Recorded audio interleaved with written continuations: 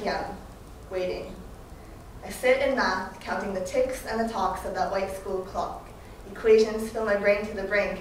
I can barely even think, but I think that if people were more like these numbers, then there would be far less harm done. We could wrap ourselves within the confines of these absolute value signs, turning the most negative parts of ourselves into positive ones. But that can't be done, not by God nor by Darwin. We can't strip ourselves of the very things that make us human, those parts of us that fall on the negative side of this number line, like our quirks and mistakes, our imperfections and rage.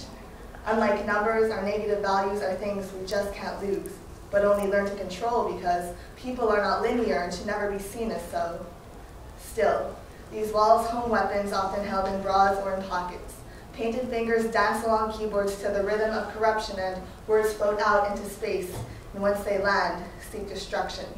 This obsession with connections between friends and between rivals forces all 16-year-olds of all shapes and all sizes into social survival, and my heart aches every time I pass a new face wearing a pain-tainted smile. There's an endless rally going on between supposed saints and supposed sinners, and I wish they could see that a game scored with hate has no winners, that an eye for an eye always leaves the world blind. I feel sick at the sight of syllables and consonants being hijacked and warped into invisible bullets, but it's not just here where we dress alike in disguise, painted faces the only option to cover colorful lies. The number of teen suicides these past few months is on rise, and ironically, we wore purple to honor the ending of their lives. But they were just the same victims of the same social phenomenon, their souls wounded every time a peer chose words for destruction. And now their bodies have caught up with the death of their insides.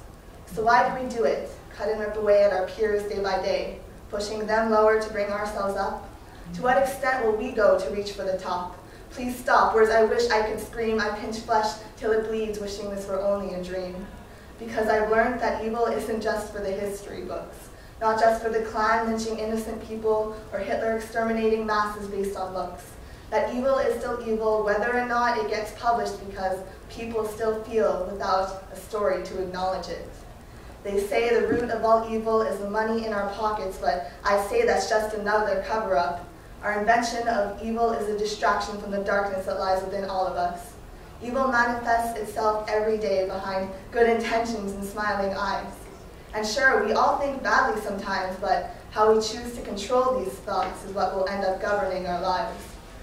Now, don't get me wrong, I'm not perfect, that's for sure, and though I'd like them to be, my thoughts are not always pure. Just this morning, I was in a rush, and as I ran for the bus, I cut a little grade 7 boy off.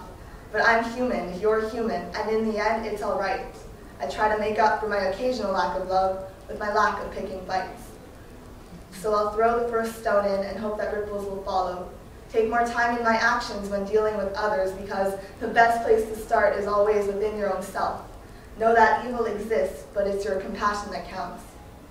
2:15 p.m., the bell has gone, so I pack up my books and my numbers one by one, and as I pass every soul on my way to my next class, I pray that they too will find liberation at last.